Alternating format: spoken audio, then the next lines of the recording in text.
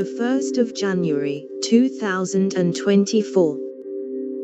19 vacation spots with sunscreen bans 2023. UV filter bans clearly set me off. I want to geek out about Scalp Care, an outlet website, DIY lash extensions, nails, retinoids, hyaluronic acid. But here I am, on another sunscreen tangent.